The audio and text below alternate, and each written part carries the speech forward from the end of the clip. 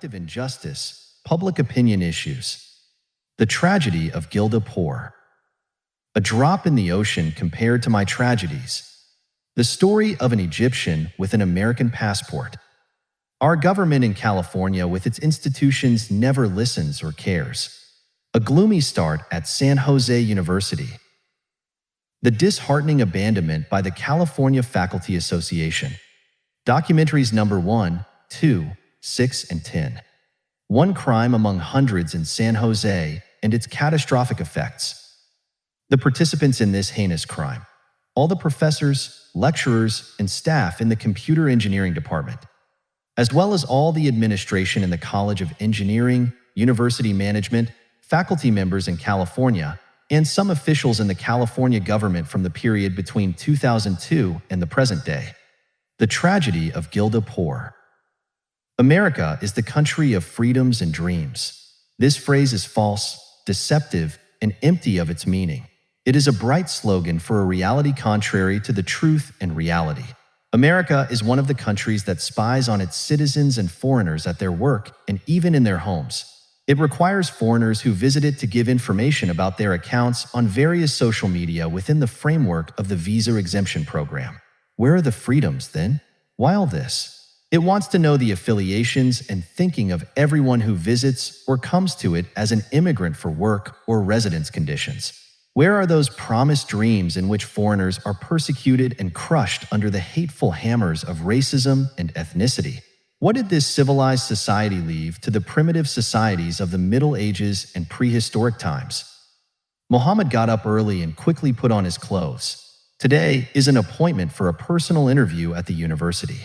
He decided to apply to work there. Here, he is carrying the papers and justifications for the appointment. He places them in the paper bag designated for that purpose and sets out to the University of San Jose. He had attempted to enroll in previous universities, but had no luck. He does not know despair, so he must look for another opportunity and never give up.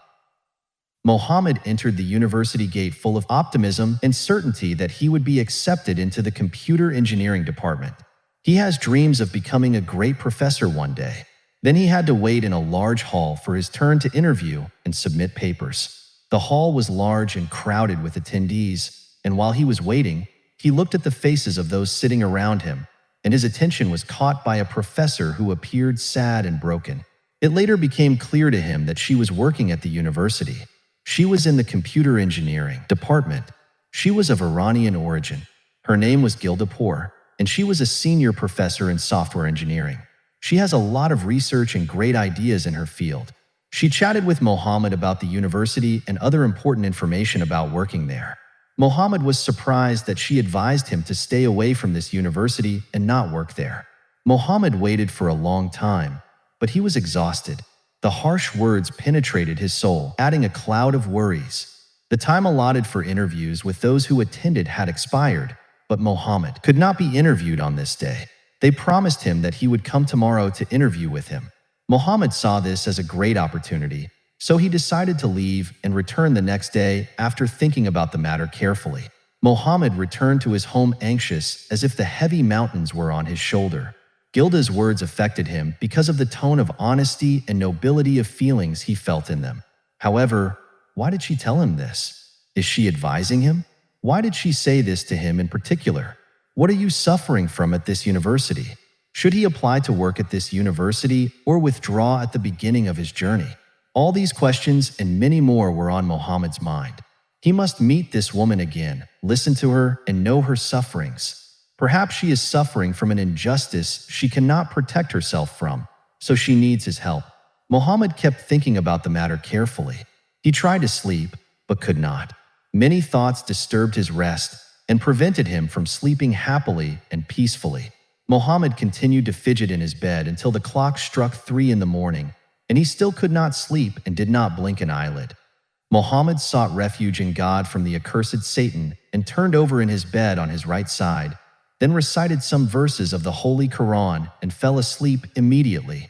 Mohammed woke up when the clock struck 8 in the morning. He slept late, as he used to wake up early and pray the dawn prayer on time. He immediately got up and prepared to leave his house in a hurry, then got into his car and went to the university. He decided to join the university to work there and completed the justifications for his appointment there. There, he met with Mrs. Gilda again.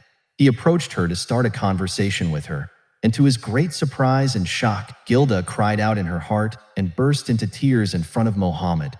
When he asked her about the reason for this, she told him that the officials at the university had mistreated her in a hateful, racist manner because she was from Iran, and that those in charge of this university discriminated between people based on ethnicity and religion. Then she warned Mohammed against dealing with these people. He must be careful when speaking to them or treating them, especially since he is new to them and knows nothing about them. She also mentioned to him that university professors look for every opportunity to degrade its scientific value and crudely mock its ideas on an unscientific basis. This mistreatment put her in a bad psychological state and made her less confident in herself and her scientific ability. Mohammed listened to her words with sadness, almost breaking his heart, and it was on his face, which began to change its features.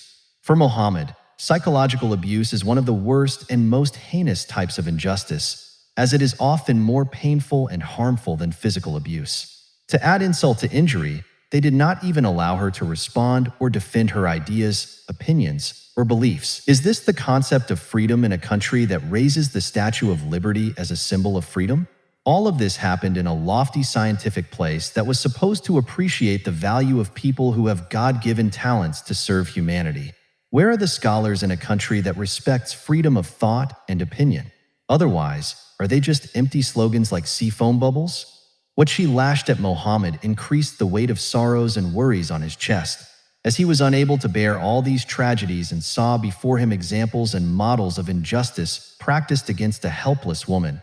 Mohammed decided to stand by her side and help her to the best of his ability and within his capabilities, but to no avail. No one listened to him and did not care about his attempts to defend and provide for her. All his attempts to protect and support her went in vain. They did not consider it, but they warned him if he once again defended her, they would become hostile towards him and put red lines and circles around him. Mohammed listened to her a lot and sympathized with her. It is because not only she is his sister in humanity, but also his feelings of sympathy towards her came because he was also suffering from what she was suffering. They both are in the same boat and are measured with the same standard, and are immigrants from a foreign country ruled by sectarianism and ethnicity. He often felt comfortable talking to her, and he would also tell her some of his sufferings and would discuss with her the aches and pains that were going on in his heart. She would also talk to him and vent about the suffering that was burning in her chest when dealing with those in her specialty.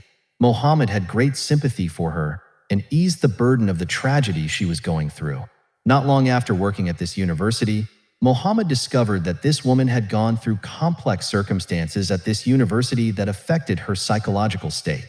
They were talking about her very ridiculously, making her an object of ridicule and describing her as having a weak personality. Although she presented excellent research deserving of all respect and appreciation, attended university meetings, and performed her assigned work, they wanted to get rid of her. It aroused Mohammed's astonishment and wonder. What is the relationship between a person's talents, abilities, skills, and academic qualifications with aspects of his personal life, his religious beliefs, or even his nationality? What is this superficial view of man? How long will this backward racist thought continue to gnaw at the human conscience like a weevil? Where are the open minds thanks to science and modern discoveries? To this day, humanity thinks in a medieval or prehistoric mindset. What is this bullshit? How truly ridiculous it is to hear this racist thought. What kind of people are these? What a pity for the servants. Bitterness fills his throat and a lump almost chokes his breath. The death of consciences is a bad omen and destruction, the consequences of which will befall the entire world. All the injustice that befell her was just one chapter of the torment and pain in this section. The rest of the chapters will come to tell a reality that is more ferocious, more miserable, and more torturous. This greatly affected Mohammed's psychology. He chose to stand by her side out of a purely humanitarian motive and try to help and repel the injustice against her, but he failed in the end. One day, Gilda asked Mohammed to nominate a special lawyer for her so that she could obtain her legal and moral rights. Mohammed did not know the exact details of what Gilda intended to do. However, it became clear from her conversation that she was suffering from severe psychological disorders due to their mistreatment of her, and that she wanted to defend herself legally. One day, while Mohammed was walking on the university campus, he heard some standing students talking about Gilda's sudden disappearance from the university. Mohammed rushed to ask some of his close associates at the university about her and verify the news. But he discovered that this news was true and that she had disappeared forever. She is gone, and she will never return. Her disappearance has become a puzzling mystery. No one knows why. Here the curtain fell on her tragedy before the rest of the episodes in his Lonely Life series were completed. Until now, no one knew anything about her. She disappeared, along with her secret, and her page was closed forever. She is a victim of racism and abuse. Mohammed wanted to find out what exactly happened to her, to discover the secret of her disappearance, but to no avail. He was like someone searching in the desert for water, and nothing but a mirage appeared before him. Perhaps she disappeared of her own free will because she could not continue walking the path of thorns. She may have been under some threat or psychological pressure. Eventually, she disappeared and may have disappeared because of people who did not value science or the place of scientists among them. Mohammed remained preoccupied with this matter for a period, and it affected him and his work. Perhaps the secret of Mohammed's interest in her was because he had a spiritual connection to her. Perhaps he was preparing to meet a fate similar to hers. No one knows or can even predict this.